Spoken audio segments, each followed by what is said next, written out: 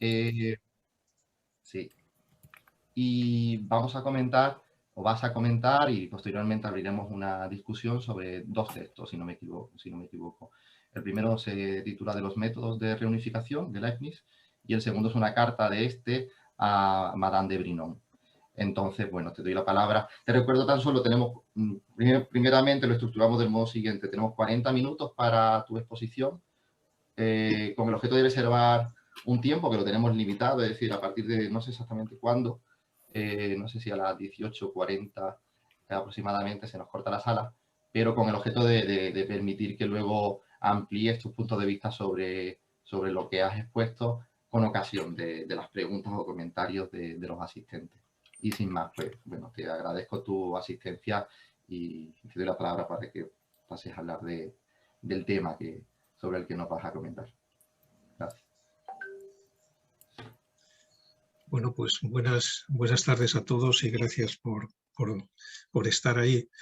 Antes de comenzar la exposición, quiero agradeceros a todo el equipo de Granada, ¿no? Juan, tú, Manuel, en fin, José Antonio, etcétera. No cito más porque seguro que me olvido de alguno, ¿verdad? Pero bueno, estáis ahí haciendo muchísimo trabajo y no solo es muy de agradecer, sino que es un trabajo extraordinariamente importante, ¿eh? Y que, en fin, seriamente os agradezco, ¿no? El que me hayáis, en fin, puesto aquí al inicio del seminario permanente no deja de ser para mí una responsabilidad mayor, pero bueno, ahí estamos. Para ser breve, porque creo que necesito unos 42 minutos o por ahí más o menos aproximadamente en el cálculo que tengo hecho, ¿no? Una segunda cosa que quería decir, hablando de Bernardino, ¿verdad?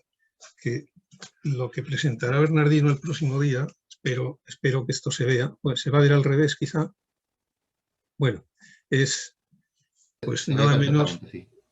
son las No, variaciones, se ve perfecto. se veía, variaciones sobre la ciencia general, ¿no? Bernardino Orio de Miguel, son toda una colección de textos, en realidad viene a ser el trabajo de toda su vida, ¿no? Y yo públicamente, sin decir nada más, porque el día 4 de noviembre, creo que a las 7 de la tarde, si mi memoria no me es infiel, creo que a las 7 de la tarde, ¿verdad? Bernardino abre en Zoom un espacio para que hablemos con él de esto, ¿no? Yo públicamente quiero reconocerle no solo su trabajo, sino su dedicación y su maestría, ¿no? Su maestría, ¿no? Su esfuerzo y la generosidad de esta publicación, que es una autoedición, puesto que tal y como están las editoriales y todo es mercado, ¿verdad? Este tipo de trabajos no resultan rentables, en fin. Gracias, Bernardino, simplemente. Tú lo sabes muy bien, ya lo hemos hablado por correo electrónico, me decías que no lo hiciera, pero no te he hecho caso. En este caso, digamos, en fin, me he tomado la libertad de exponerlo. Bien. Esto, a ver cómo puedo quitar de aquí. Ya. He puesto como título primero de esta intervención Leibniz y el proyecto de unión de las iglesias cristianas, que es en realidad un trabajo que empecé a hacer, en fin, algo a lo que le he dedicado mucho tiempo, desde los años 80, con una interrupción larga, claro, como he dicho, y sobre el que voy a volver ahora, y ya que ha citado Manuel las relaciones entre Leibniz y Locke, diré, o debo decir, que justamente ese es un aspecto que quiero revisar, puesto que lo tengo muy trabajado, lo trabajé mucho en su día, pero tengo muchas dudas sobre aquel trabajo que hice, ¿no? Y por tanto, bueno, pues a eso quería dedicar mi tiempo ahora, cuando acabe con estos compromisos, digamos, ¿no? Cercanos. Es el trabajo que esperaba hacer cuando me jubilara, pero bueno, otras cosas se pusieron en el camino, ¿verdad? Pero he querido poner como título específico Entre la paz en Europa y la defensa de la unificación de Alemania, puesto que ambas cosas están perfectamente unidas en este proyecto de unificación de las iglesias cristianas. La reforma de Lutero trajo consigo una gran convulsión, digamos, en Europa, luego se extendió a América también, ¿verdad? Y esta digamos, reforma trajo consigo una gran cantidad de, ¿cómo diríamos?, de violencia en forma de guerras, ¿no? Guerras que venían, que ya surgieron casi, digamos, la reforma de Lutero la situamos el 31 de octubre, bueno, la fecha en la que clavó las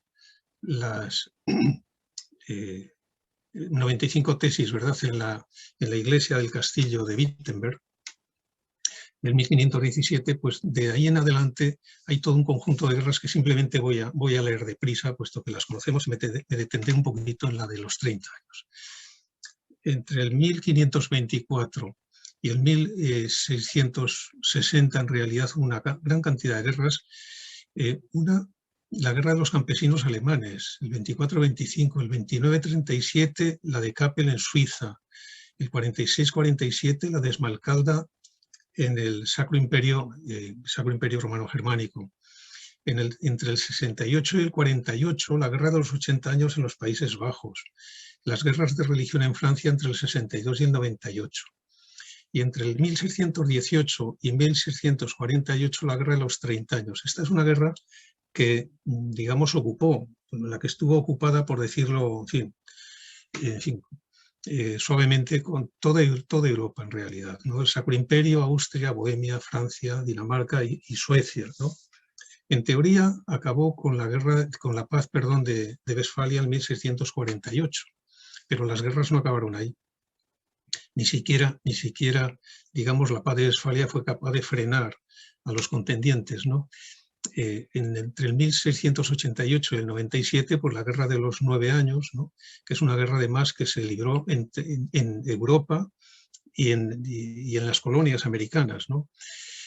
Y entre el 1655 y el 1660, la Segunda Guerra Nórdica. En medio está Luis XIV y sus ambiciones territoriales que cuando, digamos, invadió, ¿no?, trató de conquistar los territorios del oeste de Alemania, lindantes con el Rin, ¿verdad?, pues interrumpió la correspondencia entre Leibniz y Bossuet.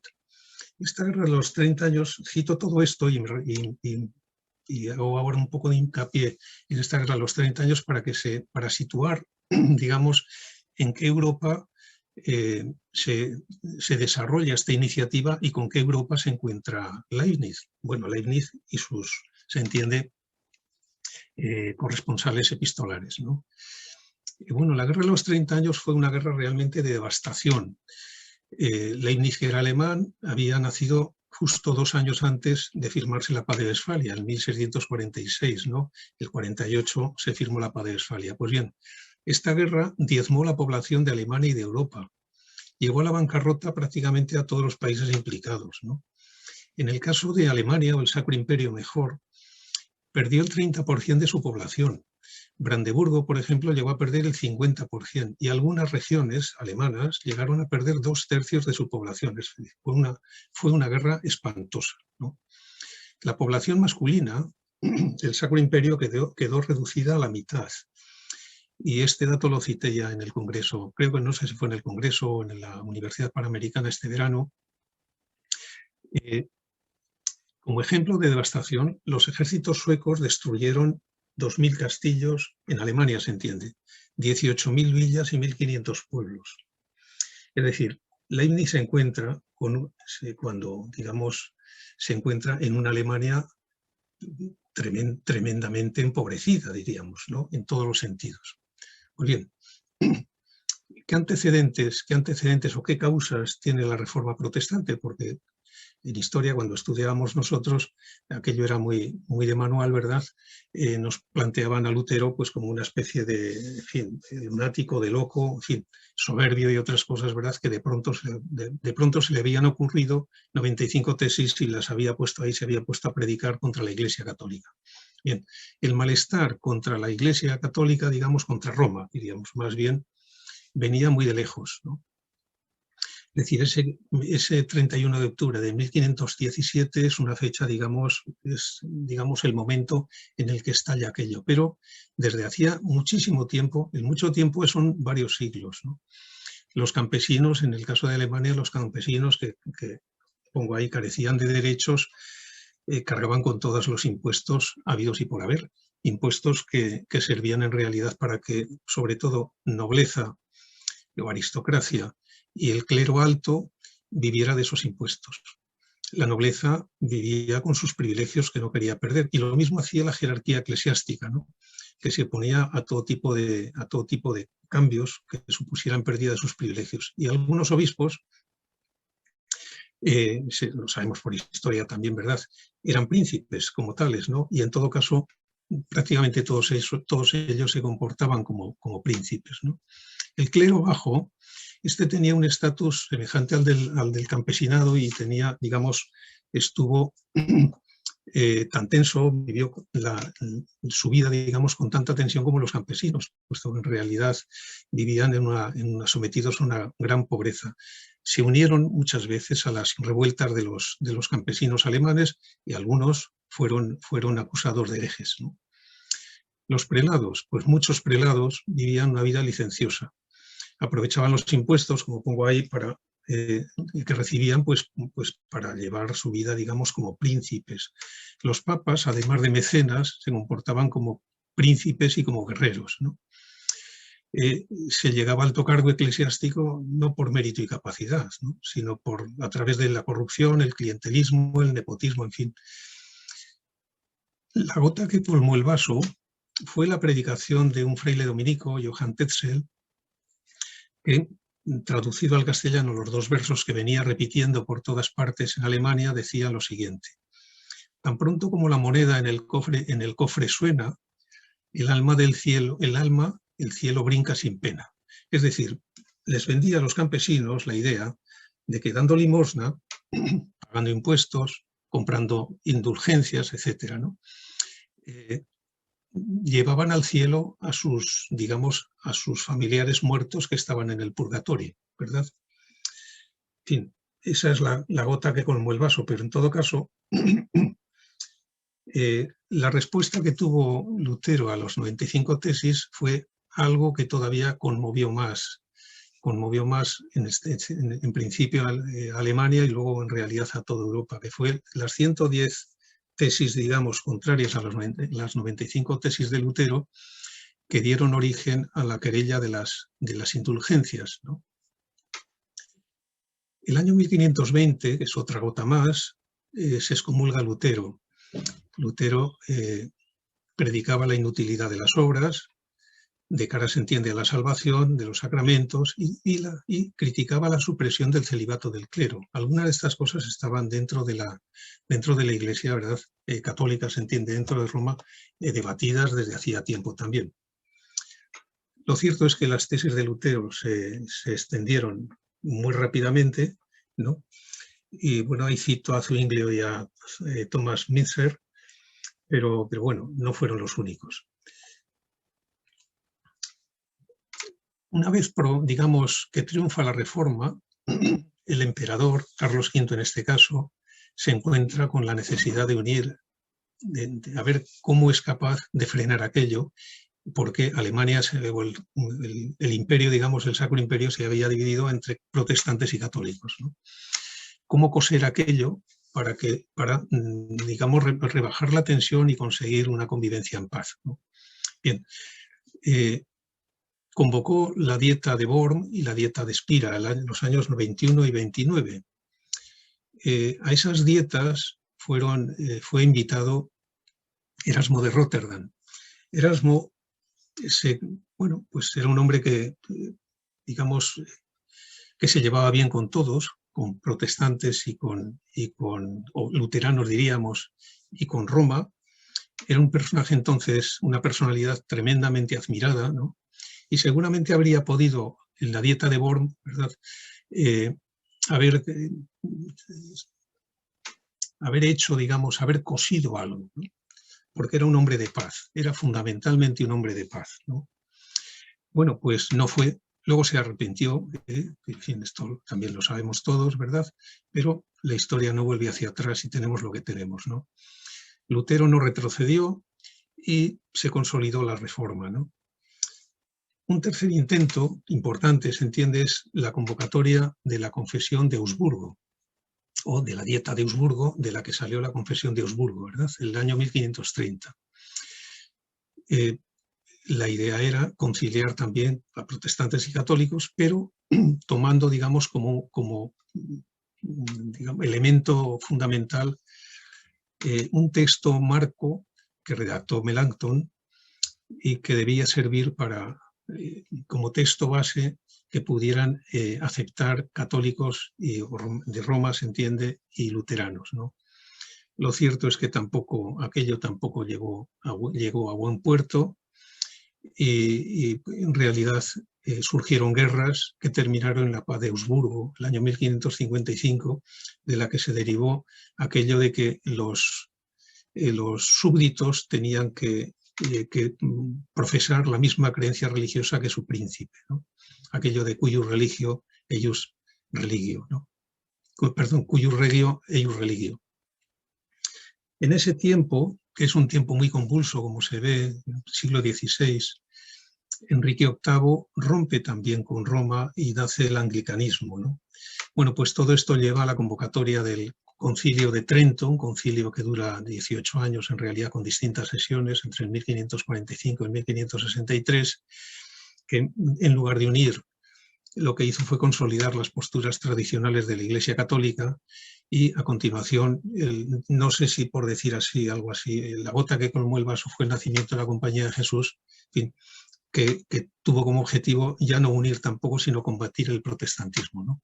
Se reactiva la Inquisición en el año 1564 y se aprueba el índice de libros prohibidos, ¿no?, que ha estado en vigor hasta el 8 de febrero del año 1966, ¿no? Supongo que algunos de nosotros todavía recordamos cómo los curas, cuando les pedíamos lecturas, ¿verdad?, nos decían que estaban prohibidas, ¿no? Bien.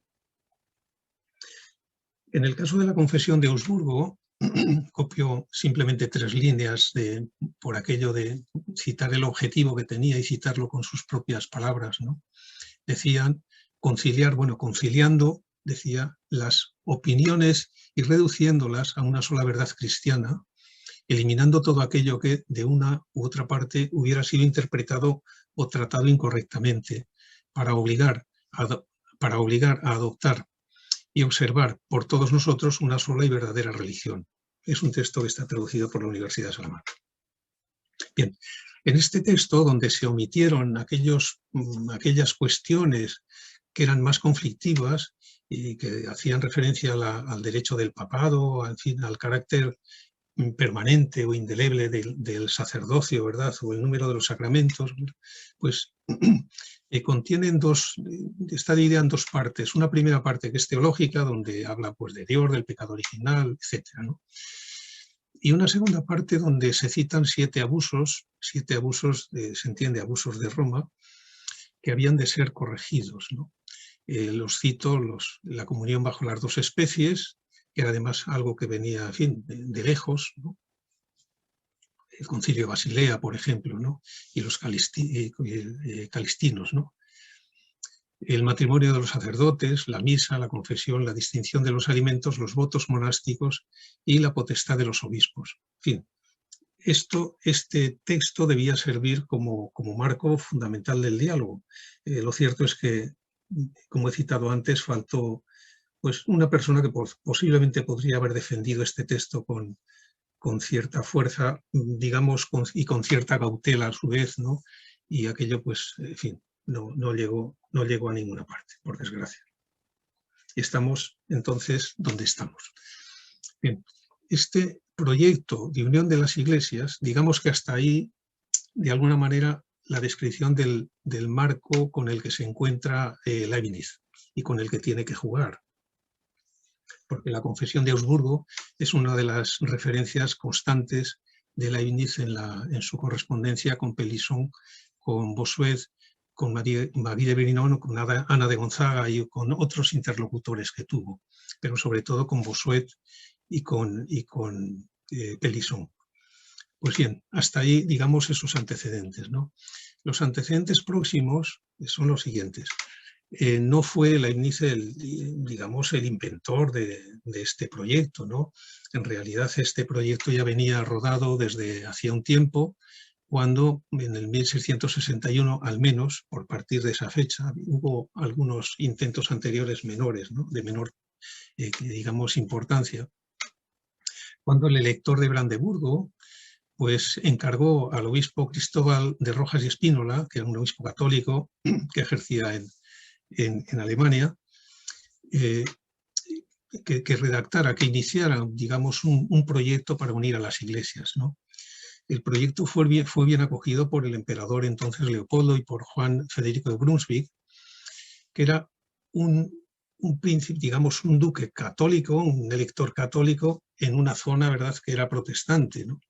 Bien, esto por un lado. En el año 62 se reúne el elector de Maguncia, reúne pues, a otros príncipes alemanes para tratar del problema de la reunificación.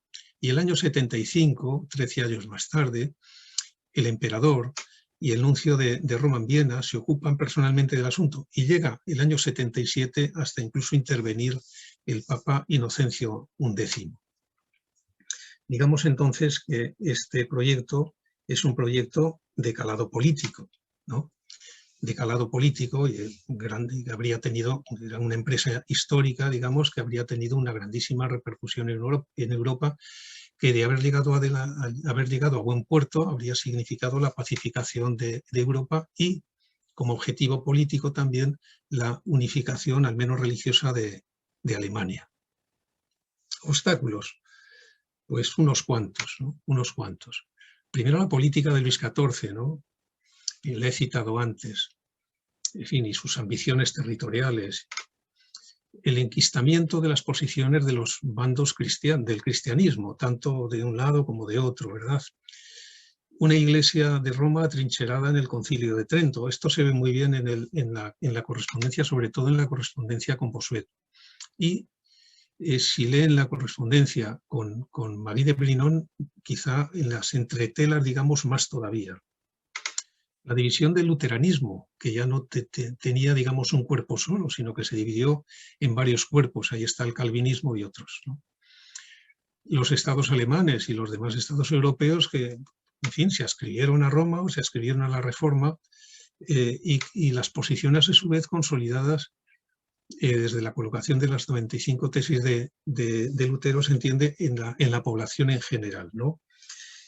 Consolidadas además desde el punto de vista católico con la celebración del Concilio de Trento. Este proyecto, las conversaciones que llevó Leibniz con sus interlocutores, fueron conversaciones discretas, ¿no? Fueron conversaciones además promovidas, en el caso de Leibniz, por el elector, primero el de Maguncia, los pocos años que estuvo a su servicio, y luego por el elector de Hannover, por el duque de Hannover. En todo caso, Leibniz dio cuenta siempre al elector de Hannover del estado de las conversaciones, ¿no? Digo que son discretas porque ambos se comprometieron a que lo fueran. En el caso de Bossuet, hay una carta de Leibniz a Bossuet donde le dice específicamente que estas negociaciones tienen que ser discretas y que, en todo caso, Leibniz debe dar cuenta al duque, ¿verdad? Y que no deben salir más allá de ellos, a menos que entiendan que deben invitar a alguien más, en el caso de Molanus o en el caso de algún otro teólogo. Bossuet se sumó a las conversaciones que ya tenía Leibniz con el obispo Cristóbal de Rojas, ¿no? En el caso de la correspondencia entre Leibniz-Bossuet y Leibniz y Madame de Brinon, lo que aparece es el cristianismo concebido en dos vertientes o dos concepciones distintas, como medio de salvación en el caso de Marie de Brinon, ¿verdad? Y como un instrumento ético-político en el caso de Leibniz, ¿no? Es una cosa que se ve clarísimamente, no solo en la correspondencia con Marie de Brinon, sino también en la correspondencia con Bossuet o con Rojas Espínola, etcétera, con los demás corresponsales. La división de las iglesias, desde el punto de vista ahora religioso, alejaba al cristianismo de su concepción como religión del amor, que desde el punto de vista del pensamiento leibniziano podríamos decir que lo alejaba como instrumento de composibilidad, podríamos decir así, ¿no? Como medio que posibilitara, he puesto ahí, la armonía entre las personas, y visto desde la religión, pues como medio que debía procurar armonía entre lo humano y lo divino, entre lo imperfecto y lo perfecto, ¿no? El proyecto debía llevar a establecer la armonía general, es decir, la paz en Europa. Leibniz, ¿con qué referencia trabajó? Pues trabajó, por un lado, teniendo en cuenta la paz de Westfalia, por otro lado, el Concilio de Trento, que eran los dos hechos históricos más relevantes, relativos, se entiende, al futuro de Europa. Por un lado, como nación y como unidad política y religiosa. Y o se superaban las dificultades que habían provocado pues, la ruptura, en fin, el luteranismo, la ruptura de la unidad del cristianismo, o la paz en Europa no era posible. Y el trabajo entonces se desarrolló en dos frentes, en un frente el teológico y en otro frente a la vez político, si es que se pueden distinguir porque entonces no estaban separados, ¿no? Aunque insisto en la correspondencia de Leibniz con, digamos, en este caso, Leibniz utiliza, digamos, entra en el análisis teológico, pero entra en el análisis teológico por pura racionalidad y por necesidad, digamos, histórica, ética también, ¿verdad? Por esa, digamos, necesidad, pero no porque él estuviera intentando crear ningún corpus teológico. Leibniz era consciente de la dificultad del proyecto, ¿no? Desde el principio, y además lo repite más de una vez, ¿no? Que era difícil, y sin embargo, también estaba convencido de que se podría lograr, ¿no? Y dice varias veces, tanto se lo dice a Madame de Brignon, o a Marquis de Brignon, como a Bossuet, ¿verdad? Dice, si los príncipes, es decir, dice él, 5 o 6 personas de gran relevancia y reconocimiento, decía, se lo propusieran, se acabaría el cisma de Occidente. Pero claro, había que convencerlos, ¿no? Las consecuencias, además, serían las siguientes. Consecuencias en Europa y consecuencias fuera de Europa. La evangelización de China, por ejemplo, que se acababa de iniciar, dice el que tendría consecuencias en la evangelización de China. El acercamiento de Rusia a Europa y la suavización de las disputas, se entiende, en el Nuevo Mundo, en lo que luego fue América. En fin. Conforme a este proyecto, este proyecto de reunión de las iglesias, digamos, llevaba en mente una idea que era una especie de idea de la civitas máxima, ¿no? De, en fin, llevar, no sé, no sé si decir, la idea agustiniana de la ciudad de Dios aquí a Europa, ¿verdad? Donde al ámbito político aquí en la tierra, si es que vale decirlo así, en fin. Por un lado, ese proyecto debía llevar a conducir a que el emperador fuera el jefe universal, se entiende, en el ámbito político, y el papa debería ser la jerarquía última, se entiende, en el ámbito ético-religioso. Pero la condición política es que Alemania tenía que conseguir la unidad política y debía entonces llegar a tener un gobierno estable, un ejército permanente y una economía común a todo el imperio, ¿no? Era una condición de largo alcance, se entiende, fuera del alcance real, según el propio Leibniz, pero que no debía ser ningún obstáculo para trabajar por ella. Se entiende por esa meta o ese objetivo. El borrador en el que plantea estas ideas está redactado en su juventud, estando, digamos, en los años de su estancia en París o en Francia entre 1668 y 1672.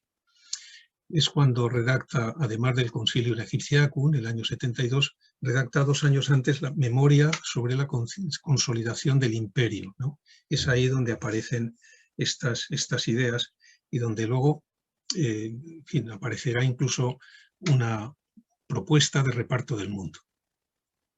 el borrador pues era un borrador, era un apunte, ¿no? Un apunte se entiende para tratar de aproximarse al problema de la figura del emperador, ¿verdad?, que expresaba una idea racional, no realizable en aquellas circunstancias, pero una idea racional, era como una meta, digamos, ideal a conseguir. A este mismo tipo de verdades, ¿verdad?, no exigibles, pero pertenece esta idea que he citado antes de la civitas máxima o comunidad de la humanidad, ¿no?, que en la que estaría organizada con Dios como monarca, ¿no?, y que esta Alemania unida, este imperio, ¿verdad?, bajo el imperio del emperador, pues debería ser una especie de expresión de aquello. Sí, pero esto nos llevaría al menos al párrafo 90 de la monadología, en fin, no saldríamos del contexto. Simplemente lo cito para que se vea el idealismo que había detrás de todo esto, ¿no? En todo caso. Dice él, existe una preformación de esta civitas en un opúsculo suyo titulado República de las Ciencias y de las Artes, ¿no? Y en la idea de la religión una y verdadera que debe ser vivida únicamente en una iglesia reunida, ¿no? Bueno, pues esta idea de la civitas máxima, en esta iglesia reunida, solo era posible a partir de la unidad de Alemania, ¿no?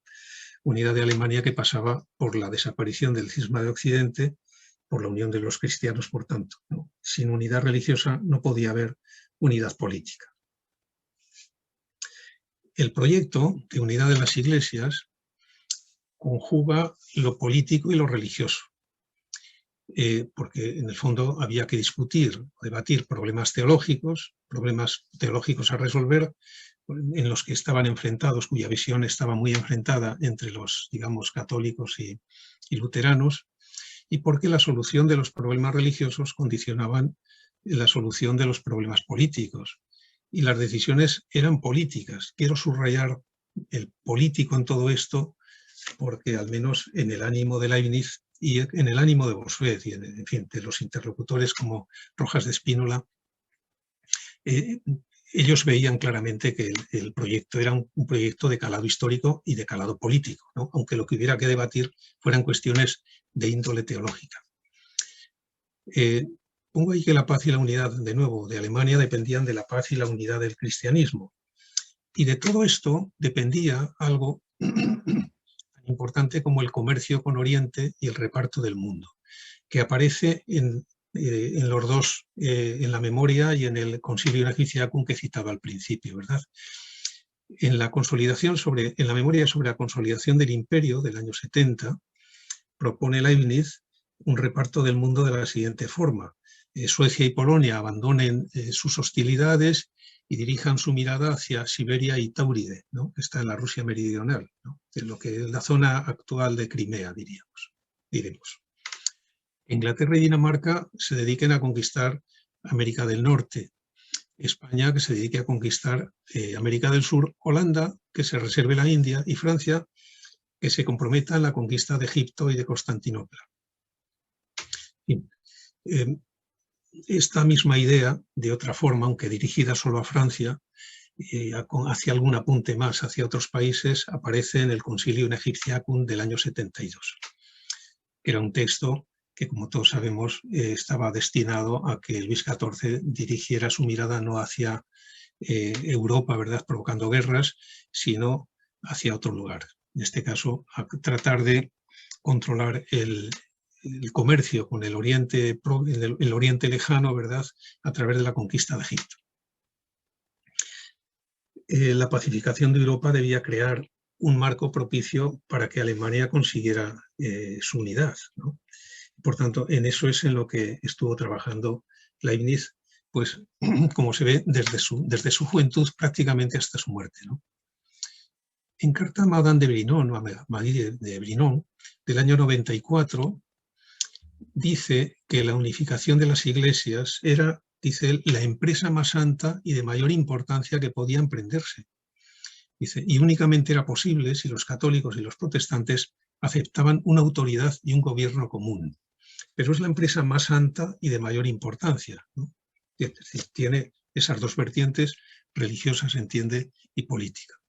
Y en un escrito titulado De los métodos de la reunificación, Leibniz postulaba que la vía del rigor, en fin, las vías, hablando de las vías, que es uno de los textos que, como textos complementarios que me pidieron y que he enviado, dice que la vía del rigor no era lícita ni segura, que tampoco eran válidas las vías de la disputa o de la discusión, la del acomodamiento, la vía de la aclaración, la de la abstracción o de la condescendencia. Cita en el texto que he enviado, hay siete vías, ninguna de ellas le valían, ¿no? La única vía posible, dice, para solventar o solucionar el problema de la unidad del cristianismo era la unidad en la caridad. Claro, la caridad es el hábito, la actitud de amar, ¿no? Y solo mediante la consideración del otro como un hermano era posible, se entiende, la restauración de la hermandad y por consiguiente de la paz. De ahí, dice él, deriva, y esta es una constante en toda la correspondencia, ya no con Bossuet solo, sino con sus interlocutores, de ahí deriva la necesidad de la convocatoria de un concilio ecuménico nuevo. Subrayo lo de ecuménico, porque el concilio de Trento no era considerado por Leibniz ni por los protestantes o luteranos como ecuménico, sino que era considerado como, volveré más adelante a citarlo, como un concilio italiano, porque no representó, entendían ellos, a toda la comunidad cristiana europea, ¿no? Bien, en este concilio nuevo deberían reconocerse las verdades católicas del concilio precedente, pero las verdades católicas, verdades, ¿no? No los dogmas que se hubieran introducido nuevos. Y a ello se llegaría, dice, mediante concesiones mutuas y a través, como he citado, de la consideración de hermanos, ¿no? Sí. El año 88, en el memorial para el emperador referente a los proyectos de reunión, quizás sea de diciembre del 88, la fecha no está tan clara, Leibniz sostiene que las muestras de tolerancia que existían en Alemania y en Europa y algo que a veces se nos olvida, en fin, la presencia de Guillermo de Orange en Inglaterra propiciaban o configuraban un marco favorable nuevo, ¿verdad?, propicio para la reanudación de las conferencias pacificadoras, ¿no? Y dirán, ¿y Guillermo de Orange? Pues bueno, Guillermo de Orange es que era enemigo acérrimo de Luis XIV. Y por ahí yo creo que habría que hilvanar también cosas para ver la posible relación que intentó establecer a través de Thomas Barnett Leibniz con Locke, con John Locke. Pero bueno, ese es un capítulo que yo trabajé en su día y al que quiero volver y sobre el que no querría decir más cosas porque ahora tengo muchas dudas sobre él, más que entonces. Entre los años 78 y 1678 y 1702, Leibniz escribió una gran cantidad de cartas cuyo objetivo era la reunión de los protestantes, pero ahora dentro de la confesión de Augsburgo. Es decir, esto lo llevó a relacionarse con personajes muy distintos, ¿no?, en ámbitos muy distintos. Por un lado con Pélisson, Bossuet y Magui de Brinon, por el lado francés, por el lado alemán y del lado protestante con Molanus, una personalidad por otra parte muy relevante en Alemania y en Europa y muy reconocido por Bossuet, con los teólogos de la Facultad de Helmstadt, con la princesa Sofía Hannover, con su hermana Luis Hollandín y con Ana de Gonzaga, que se habían convertido al catolicismo, y con Benedicta, la duquesa viuda de Hannover, que era católica. En fin, todo un entramado de personas de distinto ámbito, ¿verdad?, para tratar de desarrollar de llevar a buen puerto, se entiende, esta iniciativa. Y Tomás, disculpa que te interrumpa, es solo para decirte que queda un poco más de 5 minutos del tiempo reservado para la exposición. Sí, lo veo aquí en el cronómetro y veo, pues me queda muchísimo, pero bueno, llegaremos hasta donde lleguemos. Bueno, en todo caso, el interlocutor más importante era Bossuet, ¿verdad? Pero no fue el único. En realidad, Bossuet es que era una personalidad importantísima en Francia, porque no dejaba de ser la sombra, era, digamos, el preceptor del Delfín y, por tanto, la sombra de Luis XIV, ¿no? Algo que no es desdeñable. En este caso salto algo. La Iglesia Católica entendía a Leibniz que debía ceder en cuestiones mínimas como la comunión bajo las dos especies, la justificación del pecador, el matrimonio de los clérigos, la validez de las ordenaciones realizadas, se entiende realizadas por los luteranos, el culto divino en lengua vernácula y los derechos episcopales de los principales, de los príncipes protestantes, ¿no? Obstáculos teológicos, pues estos procedían del Concilio de Trento, ¿no? Le dice a Machiavellinón, por ejemplo, el año 91, dice, en el sentir de los protestantes este Concilio de Trento fue demasiado lejos en algunas cosas y parece que solamente se los obliga a reconocerlo por la fuerza. Pero por esta razón los católicos y los protestantes sabios que han pensado con voces más suaves, creyeron que dejando el Concilio de Trento en suspenso respecto de los protestantes, se podría restablecer la unión, dejando para un concilio ecuménico futuro en el que participaran la mayoría de las naciones la labor de solucionar ciertas polémicas menos necesarias, ¿no?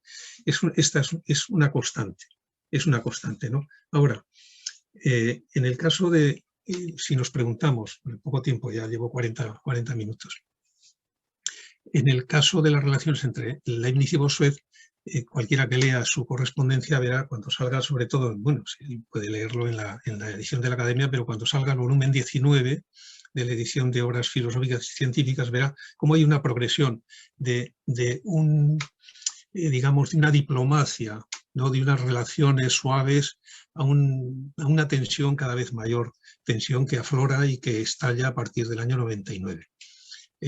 Ahí hubo 4 años, 5, sí, en los que no hubo correspondencia entre ellos, y luego las discrepancias teológicas que surgen a partir del año 99 son tan grandes y el enquistamiento, el posicionamiento tan fuerte de Bossuet respecto del Concilio de Trento fue tan fuerte que claramente se va viendo en su correspondencia que aquello no puede llegar a un puerto positivo, ¿no? No sé si plantearme ya cómo está el asunto, ¿no? Porque, en fin, lo dejo ahí. ¿Cómo está el asunto? Pues el asunto está que hemos llegado hasta hoy y está sin resolver, ¿no? Quería poner esta guinda al final, que es la siguiente, que los planteamientos de Leibniz en realidad siguen de actualidad, ¿no? Aunque hoy los problemas son distintos y seguramente teológicamente se han multiplicado, ¿no? Bien, han aparecido iglesias nuevas, sectas dentro del protestantismo y dentro del del catolicismo, corrientes nuevas como, yo qué sé, teología de la liberación, grupos religiosos conservadores y ultraconservadores, ¿no? Y por citar ya lo último, y aquí sí que se acaba mi intervención de momento, ¿no? Fíjense, en el siglo XX, desde el Concilio Vaticano II, el Concilio Vaticano II en ese entorno, yo tenía entonces, el año 62, tenía 13 años, ¿no? Recuerdo cómo comenzó a haber mucha literatura en torno a lo que llamaban el ecumenismo, ¿no? Yo, de hecho, por aquel entonces compré alguna cosa ya sobre esto, sobre el ecumenismo, vamos.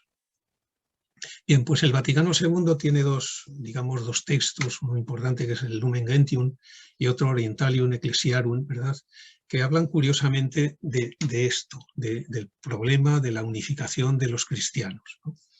El año 64, Pablo VI publicó Unitatis Reintegratio, una encíclica dedicada a este asunto. Juan Pablo II, en el 95, otra encíclica titulada Unum Sint, ¿no? Y el Papa Francisco I, el Papa Francisco, ¿verdad?, el año 17 tiene más intervenciones que le haya visto. Dice, por ejemplo, en una audiencia al Papa que concedió a los miembros de la delegación de la Iglesia Evangélica Luterana Alemana, ¿verdad? Dice, ningún diálogo ecuménico puede avanzar si nos quedamos firmes. Debemos proseguir. 2 puntos. No con el ímpetu de correr adelante para ganar metas deseadas, sino caminando juntos con paciencia, bajo la mirada de Dios, dice. Bien, lo último que he visto y que he leído ha sido el Pontificio Consejo para la Promoción de la Unidad de los Cristianos del año 2020, y por tanto del año pasado. Publicaron un texto titulado El obispo y la unidad de los cristianos, Vademecum Ecuménico, ¿no? En fin, pues quedo a su disposición, ¿no? Y, bueno, muchas gracias. Bueno, muchísimas gracias, Tomás, por ajustarte al tiempo y por tu exposición. Vamos a empezar ahora el turno de discusión. Como ya sabéis, hemos hecho en sesiones anteriores, podéis o levantar la mano o escribir la palabra turno por el chat y demás. Estaremos aproximadamente unos 35 minutos en lo que tenemos de tiempo para la discusión, así que, pues, bueno, Celso Vargas ya ha levantado la mano, así que cuando quiera, Celso. Sí, buenas tardes y muchísimas gracias por esta interesante presentación. Hay algunas cosas que de América Latina o del continente americano suenan como muy extrañas de esta propuesta de Leibniz. Por ejemplo, esta parte de que España debería lanzarse a la conquista de América del Sur. O sea, no toma en cuenta la fortaleza del imperio, bueno, de los portugueses, y de hecho que en muchos casos doblaron en América Latina la voluntad incluso del Papa. Entonces, ¿por qué Leibniz no, primera pregunta, ¿por qué Leibniz no consideró la parte esta de el papel de los portugueses en esta parte de conquista? A pesar de que el término de conquista, a mí me extraña que Leibniz lo use, porque para nosotros es como muy colonialista. Cuando vemos de América Latina es muy colonialista. Y el otro tiene que ver con esto otro que a uno le parece como poco como irrazonable en lo que Leibniz plantea de que Inglaterra y Dinamarca se lancen a conquistar América del Norte. O sea, América del Norte en ese momento comprendía desde hasta Costa Rica, precisamente. Costa Rica pertenecía a la Capitanía General de Guatemala y eso estaba adscrito a México. Y esto era que más de casi la mitad del continente americano que estaba en manos de los españoles. O sea, España comienza a perder algunos territorios por el avance de las 13 colonias en 1779 o por ahí. Pero entonces suena como muy extraña esta idea de pedirle, por ejemplo, a España que ceda directamente este dominio del territorio de la parte norte de América. Estas entonces son dos preguntas, pero también me llama la atención que dentro de la propuesta de Augsburgo, después se evolucionó hacia la llamada fórmula de Concordia. Me parece que es de 1577. No estoy muy seguro de la fecha, pero debe ser por ahí. O sea, ¿por qué Leibniz no consideró o no incluye la fórmula de Concordia, que entiendo, pero tampoco yo he estudiado el tema, de que es una profundización, una reelaboración, un mejoramiento del acuerdo de Augsburgo? Entonces, esas serían las preguntas y agradecerle mucho por su interesante presentación. Muchas gracias. Celso, muchas gracias. Habría que preguntárselo a Leibniz, ¿no? Creo, bueno, con un poco de ironía, ¿no? No sé, hay que situarse en el tiempo, ¿no? Digamos, en el momento. Por un lado, es curioso, pero Portugal no aparece, que yo recuerde ahora, no aparece citado en esta correspondencia nunca, ¿no? A pesar de la importancia de los portugueses en el mundo, ¿no? Pero no aparecen porque desde el punto de vista político, digamos, no tenían, como tuvo España, sin embargo, un imperio en sus manos, para entendernos, ¿no? Es decir, Carlos V, Felipe II, consiguieron tener en sus manos un imperio, ¿no? Y antes incluso, ¿verdad?, la llegada de Enrique IV, de Enrique III de Navarra, Enrique IV de Francia, ¿no? El primer rey Borbón de Francia, ¿verdad?, ya significa un puente ahí no pequeño entre España y Francia. Bueno, pero en todo caso yo entiendo me imagino, ¿no?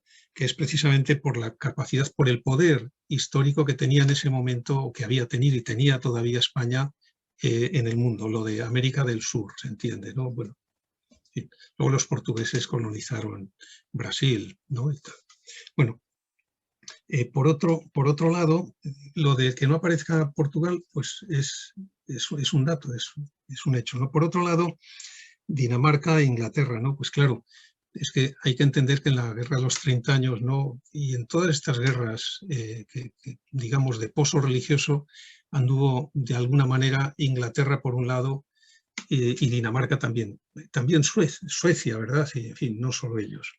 Entonces, había que conformarlos, había que dirigirles la mirada política hacia otro lado, ¿no? Entretenerlos, si vale esta respuesta así, con otras cosas, ¿no? No se entretengan ustedes dándonos, en fin, matándonos a nosotros, vayan ustedes para allá, ¿verdad? Y conquisten tierras que son muy ricas, ¿no? Es la propuesta del Concilium Aegyptiacum, cuando se lee, pues, en fin, yo leí el Concilium Aegyptiacum antes que la memoria, ¿verdad? Es decir, hice la lectura al revés porque fueron textos que me cayeron, digamos, en ese orden, ¿no? Que me llegaron en ese orden. Y entonces cuando uno lee el Concilium Aegyptiacum se le ponen los pelos de punta, porque dice, ¿y a tono de qué, verdad? Hay un reparto, hay una propuesta de reparto del mundo. Claro, uno piensa que se está planteando una cuestión política. Leibniz era un diplomático, es decir, aquí está ejerciendo como diplomático, no está ejerciendo directamente como el filósofo que está destilando una teoría, ¿verdad? La teoría de la sustancia, ¿verdad? Por ejemplo, ¿no? Algo, digamos, fundamental en su sistema, ¿no? Está trabajando como diplomático y está trabajando al servicio, se entiende,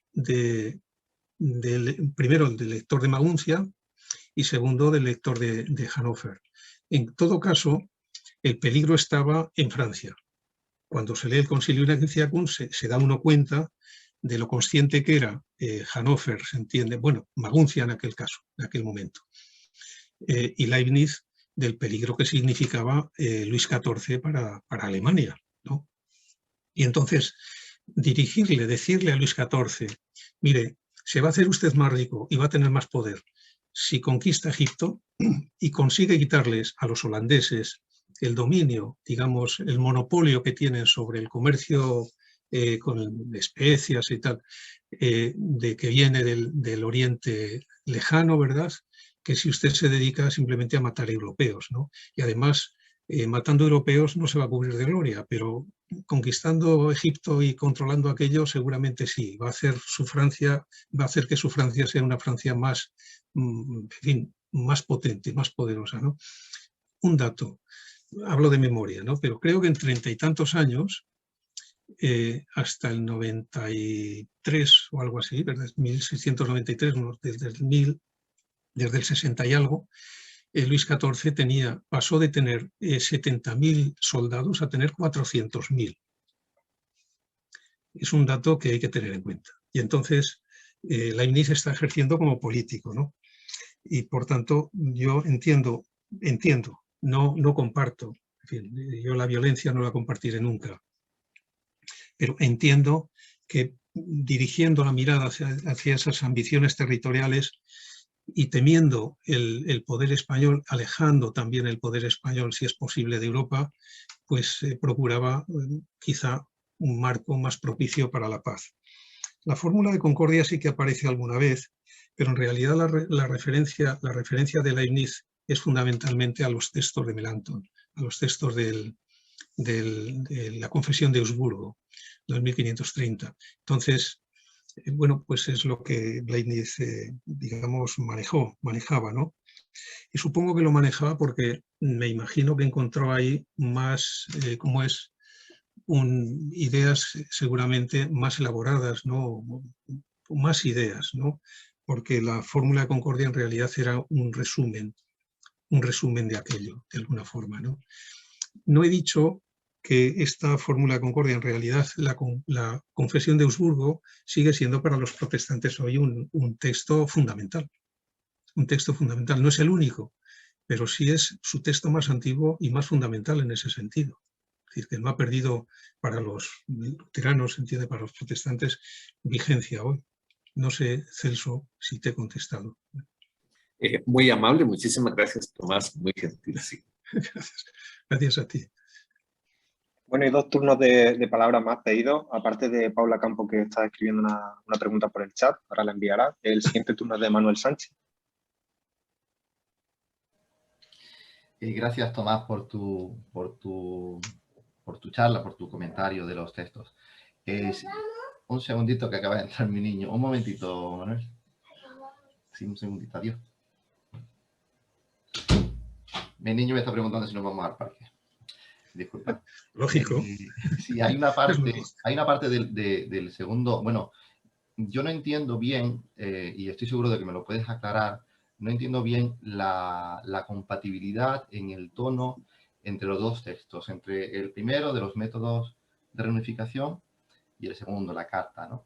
En el primero, dice Leibniz con claridad que es necesario dejar aparte, dejando esto aparte, se concederá que la vía del rigor no es en todos los casos ni lícita ni segura y que no siempre alcanza su objetivo.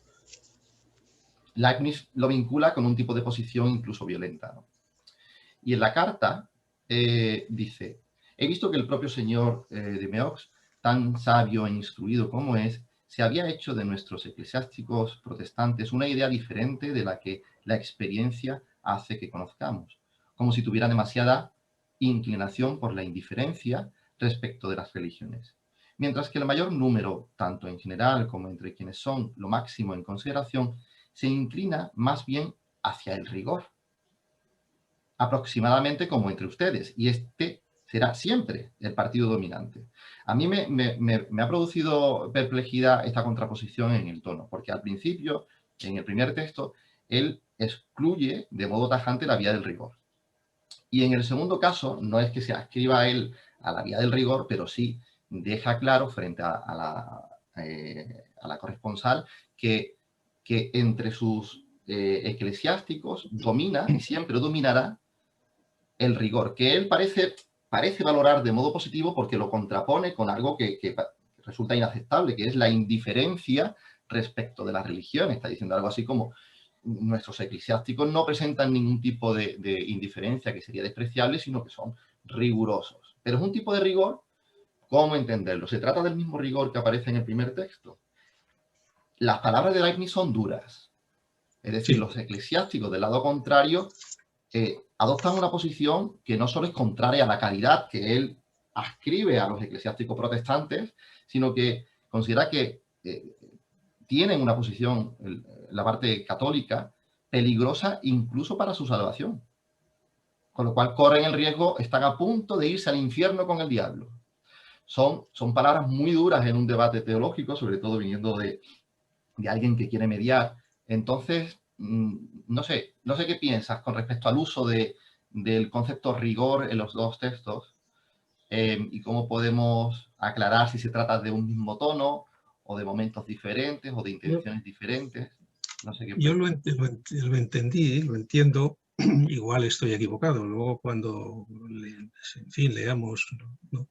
Podamos leer en castellano, ¿no? En fin, o lean en la edición de la Academia la correspondencia con Bossuet, digo con Bossuet, aunque esta carta es la de Madame de Brinon. Quizá entiendan esto del rigor, ¿no? Leibniz está con... Madame de Brinon es la interlocutora entre Leibniz y Bossuet y Leibniz y Pélisson, ¿no? Digamos, es la intermediaria.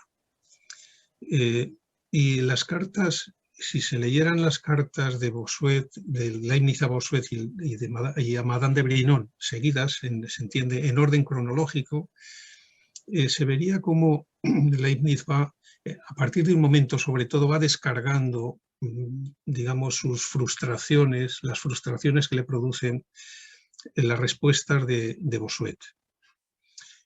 Porque las respuestas de Bossuet, digamos, están atrincheradas fundamentalmente en la teología derivada o que había consolidado el Concilio de Trento, ¿no? Y Leibniz le exigía rigor histórico también, rigor histórico a Bossuet. Le decía, por ejemplo, le decía, por ejemplo, dice, bueno, nosotros simplemente pedimos que a los luteranos los trate Roma como trató en el Concilio de Basilea a los calistinos y a los bohemios, ¿verdad? Dice, y se lo dice a Madame de Brinon alguna vez, también a Bossuet, dice, aquellos eran muy pocos en número, pero se les concedió, por ejemplo, la comunión bajo las dos especies, ¿no? Dice, nosotros somos muchísimos, muchísimos, toda Europa del Norte y parte del centro de Europa, es decir, buena parte de Alemania, Suecia, Dinamarca, etcétera, ¿no? Inglaterra también, entonces, en parte, ¿no? De alguna manera. Dice, por consiguiente, si ustedes cortan de esa manera, fíjense lo que están consiguiendo, ¿verdad? Mientras que si dejan en suspenso alguno de los acuerdos no dogmáticos antiguos, sino de los nuevos, de los que ha aprobado de nuevo cuño el Concilio de Trento, y los deja simplemente en suspenso, y se convoca un nuevo concilio que sea ecuménico, es decir, que represente a todas las iglesias cristianas y a todas las naciones, dicen también. No solo a las iglesias, sino a las naciones también, porque el concilio seguía entendiéndose como algo que tenía carácter político, ¿no? Y la religión seguía teniendo un carácter político, ¿no? Dice, entonces podremos llegar a acuerdos mínimos, ¿verdad? Y se conseguirá la unidad. Entonces, para eso le exigía a Bossuet rigor histórico. Bossuet se negaba constantemente a reconocer, hacía una lectura a su modo, ¿verdad?, de aquello de los calistinos y de los bohemios en el Concilio de Basilea, ¿no? Que es un concilio, por otra parte, que toda la Iglesia entendía que había sido ecuménico, es decir, que no se estaba hablando de un concilio particular, de una nación o de un ámbito reducido, sino un concilio ecuménico, es decir, universal, ¿no? Entonces, el rigor yo lo entiendo en este sentido, y entonces, como a estas alturas del año 95, Leibniz empieza a estar un poco quemado con los silencios de Bossuet, porque le está pidiendo respuestas a algunos planteamientos que le había hecho Molanus, que era un teólogo, un abad, ¿verdad?, protestante,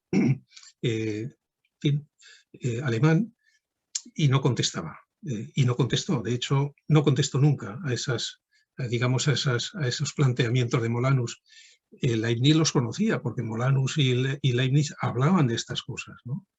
Y por tanto, Leibniz empieza a estar un poco quemado de esto, y entonces lo que en alguna de estas cartas, sobre todo las cartas todavía más adelantadas, hasta el año 99, ¿verdad?, que es hasta donde dura la correspondencia con Marie de Brinon, se ve como el tono de Leibniz es cada vez más duro, pero no tanto hacia ella, sino para que ella se lo comunique a Bossuet. Y por tanto lo del rigor va en el sentido este. Si ustedes siguen así, en realidad los que se van a ir al infierno son ustedes, porque los herejes en realidad son ustedes, ¿no? Es decir, hay detrás, no sé si ironía, sarcasmo, o no sé qué otras cosas, ¿no? Pero yo por ahí es por donde entendí o he entendido esa vía del rigor, esa alocución al rigor, porque por otro lado ninguna de las vías, ¿no?, que se plantean en el otro texto eran válidas, sino la vía de la caridad, ¿no?, como he citado antes, ¿no?, la de la hermandad, ¿no? Y por tanto no valía ni la de la refutación ni la de la abstracción, etcétera, etcétera, ¿no? Ninguna de ellas, ¿no? En fin, no sé, Manuel, si tú tienes otra lectura, que posiblemente la tengas, ¿eh? Y estés más acertado. Me quedo con la tuya, gracias. Sí, era sobre todo un problema mío de comprensión. Sí. El tono es duro, eso es evidente, el tono es muy duro. Sí, bueno. Mira, si vale decir algo, la relación con Madame de Brinon es una relación curiosa. Al principio Madame de Brinon no hace otra cosa sino que insistirle en sus cartas en que se convierta al catolicismo, reiteradamente, una y otra vez. Las primeras cartas lo único que le dice es que conviértase usted al catolicismo, ¿no? Porque ella es católico, le dice, porque usted ya es católico, caramba, pues sea católico de una vez, ¿no? llega un momento en el que hacia este año, el 95 o por ahí, ya tiene cartas con Madame de Brinon donde le dice que no puede ser católico por las razones, hasta entonces había sido muy diplomático, y le saca todos los abusos de la Iglesia, por estas razones. Él no puede compartir la creencia con una Iglesia que se comporta como se ha comportado históricamente y como ha sido, ¿verdad?, como ha sido las consecuencias del Concilio de Trento, ¿no? Y por tanto, bueno, pues deja su posición muy clara. Pero el proceso es el del diplomático, que empieza muy suavemente, va aguantando, ¿verdad?, lo que van diciéndole, va preparando el terreno, intenta poner estrategias para llevar la conversación hacia un lugar, y en un momento dado ya tiene que decir, mira, yo levanto no todas mis cartas, pero sí algunas de las más fuertes, ¿no? Y esto es así, ¿no? En fin. Con Bossuet fue parecido también. Llegaron las cartas hasta el 1702. Bossuet murió el año 4. Y lo cierto es que las últimas cartas, las del año 99, hay que leerlas, hablo de memoria, las del 1699 son tremendas. Son unas cartas enormes, enormes de largas, con una carga teológica tremenda, pero también con una carga de interpretación por parte de Leibniz no pequeña, ¿no? No pequeña, muy fuertes, ¿no? Donde ya se nota que las posiciones son, digamos, el acuerdo es inviable, pero que sigue trabajando por él. Esto es lo importante, diría yo. Bueno, la siguiente palabra que pedía de Bernardino. Sí. ¿Se me oye? Sí, se te oye, sí. Se me oye. Gracias, sí. Tomás. Amigo Tomás, gracias. Me ocurre, ¿se me oye ahora? Sí. Bueno, se me ocurre ahora una cosa, me está ocurriendo una cosa extraordinaria. Estoy aquí en una sala en la que a mi izquierda se está hablando de las mónadas, de las sustancias, de las ecuaciones, de la materia prima, de los organismos y toda esta historia de la armonía, en fin, todo esto, los cuerpos, las almas y toda esta historia, y tú nos estás hablando de otra cosa. ¿Es que hay dos Leibniz? No. Explícate. Primero, gracias Bernardino. Amigo Bernardino, porque es así, ¿no? Amigo del alma. No hay dos Leibniz. Podría entenderse que hay dos Leibniz. La idea de este proyecto, en este proyecto late constantemente la idea de la armonía. La idea de la armonía. Claro, la idea de la armonía en Leibniz es, digamos, como es casi el tronco, ¿no? Parte del tronco fundamental de su pensamiento, la armonía, ¿no? Y entonces, yo no sé si no lo hubiera visto así, armónico, si se hubiera hecho cargo de él, ¿verdad? Eso ya es otra cosa. Pero yo lo veo desde ahí. Y además es que Leibniz constantemente está hablando de la unidad, y la palabra armonía aparece constantemente, con frecuencia, ¿no? Claro, por ejemplo, en la correspondencia con Bossuet hay cartas, sobre todo del principio, donde Leibniz le envía resúmenes de su dinámica a Bossuet. Le envía resúmenes de su dinámica. Hay en fin, no recuerdo ahora de memoria, si puede ser del 93 o del 94, en fin, ya no, por ahí. Quizá, ¿no? Hay una carta donde en un párrafo resume su dinámica de una forma genial, ¿no? Y digo de una forma genial, es lo que puede ser una cosa abreviada, claro. Para nosotros es insuficiente, ¿no? Pero cogiendo la idea de fuerza, ¿no? Y, en fin, resume su dinámica de una forma, dices, ¿y qué interés podía tener? Pues el interés en este caso, yo siempre he pensado, ¿no?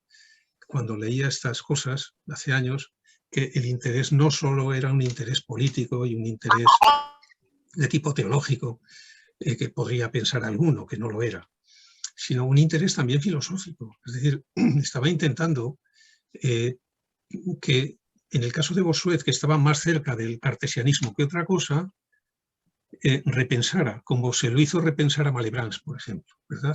Como se lo hizo repensar a Malebranche, ¿no? y se lo repensara. Y quizá desde ahí no dice nada, ¿no? Pero quizá lo dice todo, en el sentido de que a veces los silencios hablan más, dicen más que las propias palabras, ¿no? Dice, ¿por qué intercala estas cosas? Pues intercala estas cosas porque en los planteamientos que seguramente ve ahí subyacentes en el pensamiento de Bossuet está habiendo mucho cartesianismo e intenta ir contra él para de alguna manera hacer que Bossuet, en este caso un gran intelectual, ¿verdad?, dirija su mirada hacia tenga una mirada mucho más compleja de la realidad, mucho más compleja de la realidad, mucho más armoniosa de la realidad, ¿no? Esta división del alma-cuerpo, ¿no?, materia-forma, etcétera, ¿no?, en fin, la extensión, etcétera, estas cosas, ¿no?, que sabemos de Descartes, en realidad planteaban un ser humano dividido, escindido, ¿no?, y una realidad dividida o escindida también, ¿no? Mientras que Leibniz, y tú lo sabes, en fin, infinitamente mejor que yo, concibe todo esto como un cuerpo orgánico. La realidad es todo un cuerpo orgánico, ¿no? En fin, si vale decirlo así o resumirlo de alguna manera, ¿no? Y por tanto, no solo todo está en relación con todo, sino que en cada parte hay todo un universo infinito y en cada parte del universo infinito otro universo infinito y así sucesivamente, ¿no? Esa racionalidad que lleva a pensar en la armonía total, en la armonía universal, podríamos decir, está latiendo ahí también en el trasfondo de este proyecto, pero no lo hace explícito filosóficamente hablando. Esto sí que quiero subrayar. No lo explicita porque no era ese el cometido, ¿no? Pero, en fin, la presencia de resúmenes o de alusiones a su dinámica hace pensar. Sí, sí, no solo eso, incluso habríamos de pensar en una noción simbólica que Leibniz tenía en su mente acerca de las distintas fuerzas que existen en la naturaleza, lo mismo que en el hombre, lo mismo que en la vida política, y por lo tanto, justamente este anticartesianismo en este aspecto al que tú has hecho ahora referencia, dividiendo cuerpo y alma, desde un punto de vista analógico, un poco exagerado ahora, quizás por mi parte, pero evidentemente en la mente de Leibniz existía la absoluta necesidad de la unidad.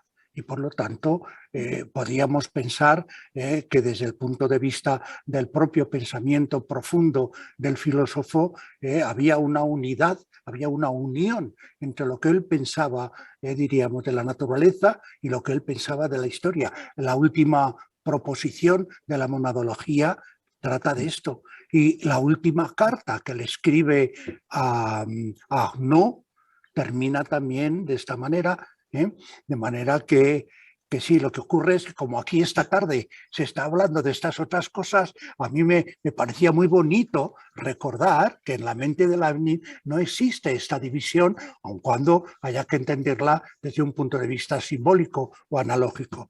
Y muchas gracias, Tomás. No, pero fíjate si sirve, he dicho, lo que pasa es que he tenido que pasar deprisa sobre esto, no sé aquí en el papel donde lo tengo porque he cerrado ya el PowerPoint. Cuando habla de esa idea de la civitas máxima, ¿no?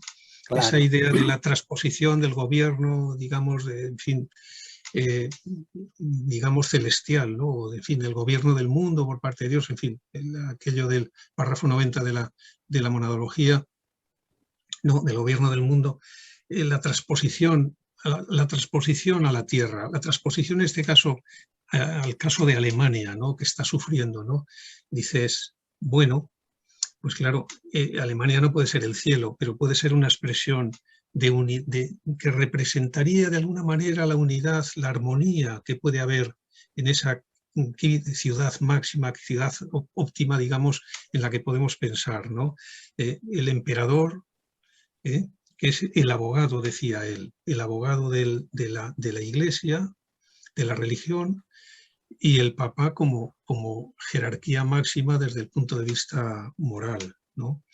Y entonces la armonía entre lo material, lo espiritual, la armonía entre lo perfecto, lo imperfecto, la armonía, la unidad, podríamos decir, entre lo terrenal y lo celestial, en fin, la armonía entre la praxis política y digamos, las ideas morales, ¿no? Etcétera, etcétera, ¿no? Eso, yo creo, vamos, yo lo he visto claro ahí. No sé. Bueno, nos ha planteado también Paula que tenía un problema con su micrófono. Una pregunta por el chat. Si te parece bien, Tomás, te la leo y luego también tiene Juan Antonio Nicolás la palabra pedida. Bueno, pues Paula comenta que teniendo en cuenta lo que aparentemente parece que es una suerte de propuesta teológico-política, ella lo que quería preguntar es por cómo cuadraría esta perspectiva con el concepto de necessitio, que aunque a ella le ha llegado por Kant, pues le consta que es un concepto pues, originalmente laiciano. Si esto se puede llevar, se puede llevar a la cuestión del derecho precisamente, sería genial. Ya está, esa es la pregunta. Con el concepto de necesidad. Desde él habla, él dice, no sé si verlo desde aquí, él dice que para él es un deber, el desarrollo de este proyecto es un deber, pero no un deber político, es decir, porque se lo encargue en fin, un elector y luego otro, ¿verdad? Se haga cargo de un proyecto político, ¿no? Sino un deber, y se entiende, como lo dice, y lo dice varias veces, que es un deber moral. Y en ese sentido yo vería, visto el concepto de necesidad del proyecto, que es desde donde estamos, ¿verdad? Para él es una necesidad, una obligación moral, ¿no? O de orden ético, podríamos decir, que es una necesidad desde el orden político. También lo ve como una necesidad del orden político. Yo creo que eso en el planteamiento que he hecho, en fin, espero haberlo dejado claro, ¿no? Que para él es una necesidad desde el punto de vista político. Es decir, no se puede vivir sin paz, ¿no? Una sociedad no puede vivir ajena a la paz. Y si la ciudad dice, por ejemplo, en el de Legum Interpretatione, dice, Civitas societatis inita felicitatis causa. Dice, la ciudad es una sociedad, ¿verdad?, fundada, o no sé, pensada, en fin, inita, voy a traducirlo así, para la felicidad, ¿no? Si el fin de la ciudad es la felicidad, si eso es así, ¿no? Si eso es así, en otro sitio habla también, en los elementos del derecho natural, por ejemplo, dice que la ciudad es una sociedad para la seguridad. Es decir, un conjunto de personas que viven, dice, en la creencia de procurarse seguridad mutuamente. Claro, la guerra lo destruye todo. Lo primero que destruye es la seguridad, bueno, destruye a las personas, etcétera, etcétera, y destruye la felicidad. Claro, la felicidad y la armonía van de la mano. No hay felicidad si no hay armonía, dicho, en fin, de esta manera. Y entonces, desde el punto de vista político, el proyecto era un proyecto necesario, porque trabajar por la paz y conseguir la paz era intentar, o al menos poner ladrillos o piedras, en fin, para construir una sociedad que fuera para los ciudadanos, es decir, por tanto, para la seguridad de los ciudadanos y para su felicidad, ¿no? Y en ese sentido era una obligación política y una obligación moral, y en ese sentido una necesidad desde el punto de vista del deber moral para Leibniz. Lo digo porque insisto en que el concepto de es un deber para mí, esto se lo dice tanto a unos como a otros, a interlocutores. No sé si con esto Paula se sentirá satisfecha. Bueno, otra cosa sería llevarnos al concepto de necesidad en otros ámbitos, ¿no? Si por necesidad se entiende una necesidad de otro orden, de necesidad en términos ontometafísicos, no veo yo aquí que cuadre, pero sí desde el punto de vista histórico y desde el punto de vista, digamos, de lo ético-político. Paula, te agradece la respuesta, Tomás, creo que ha quedado claro. Bueno, vamos un poco justos de tiempo, ahí queda una palabra pedida, que la ha pedido Juan Antonio Nicolás, que ya lo tenemos aquí, y pues nada, cuando quiera, Juan. Hola, buenas tardes. Solo quería decir que he llegado, aunque sea al final de la reunión, pero he llegado. Pero os cuento un poquito dónde he estado porque puede ser interesante. Javier Echeverría ha hecho una edición nueva de una obra de Ortega y Gasset que se llama La idea de principio en Leibniz. Entonces organizó unas jornadas en la Fundación Ortega sobre esta idea de principio en Leibniz. Entonces me invitó si quería ir a participar y fui. Ahí ha participado también, han participado algunos más dedicados a Ortega y otros más dedicados a Leibniz, ¿no? Del sector nuestro leibniziano, pues estuvo Javier Echeverría, ha estado Jaime de Salas, que ahora forma parte también de la Fundación Ortega, de la dirección de la Fundación Ortega, estuvo Marisol de Mora, estuvo Concha Roldán, eso, y luego pues éramos poquitos, pues, 10 o 12 personas solamente los que estuvimos ahí.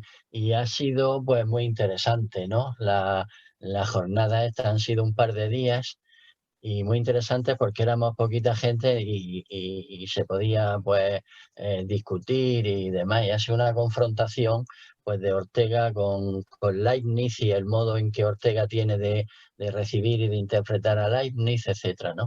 Y ha sido interesante, ¿no? Estuvo allí Bernardino, que esta mañana he estado con él en Madrid y ahora me lo encuentro, llego a Granada y me lo encuentro otra vez en la reunión de esta sesión, ¿no?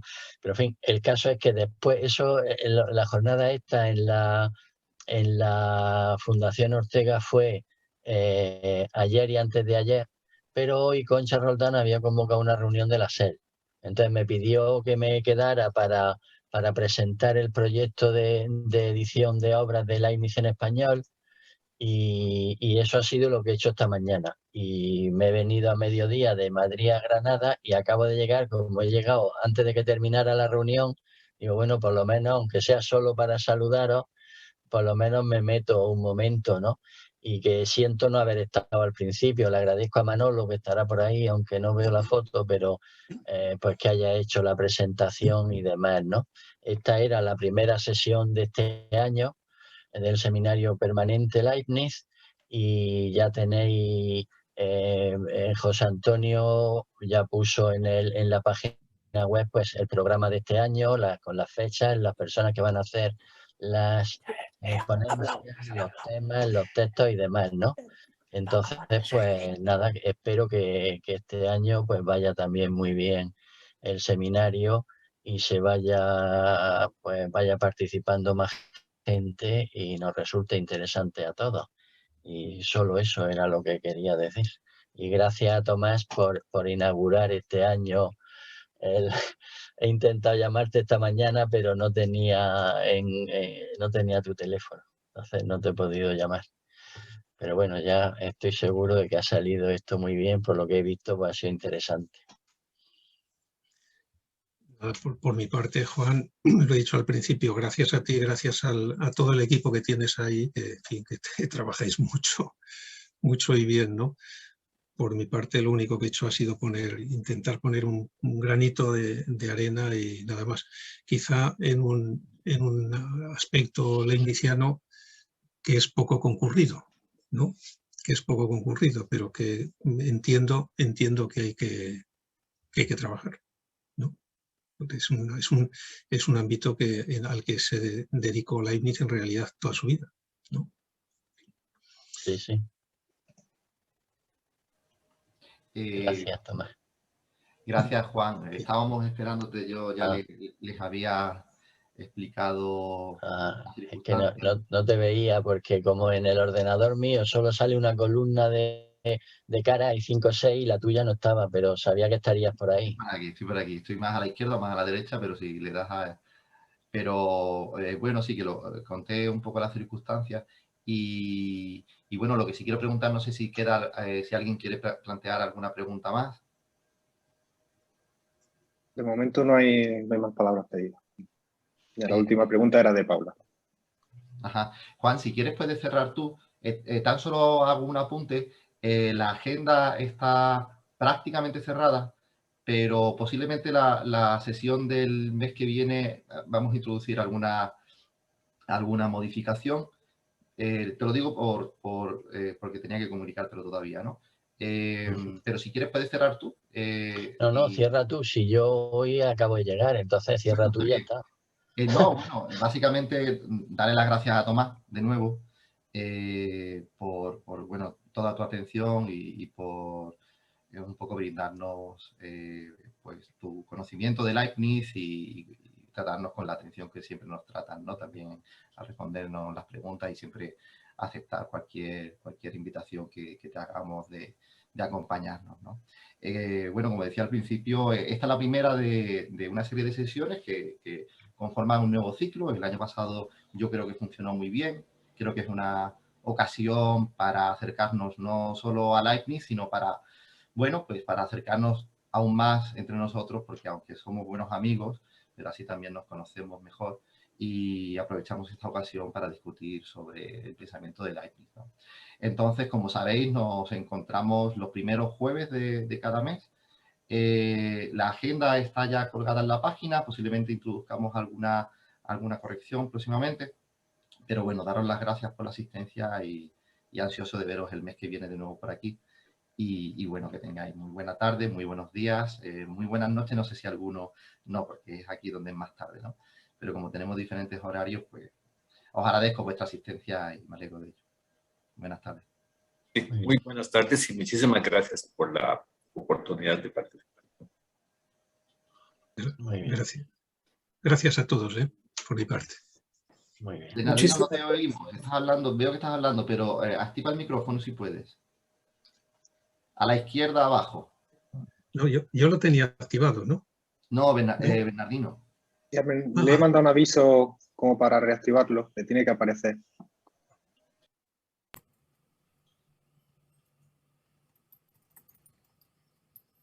Mientras Bernardino se conecta, yo sí quiero darte las gracias, Tomás. Muchísimas gracias, querido amigo. Me has abierto la perspectiva crítica de Leibniz. Muchas gracias, de verdad. Te mando un fuerte abrazo. Gracias a ti, un abrazo. Vale.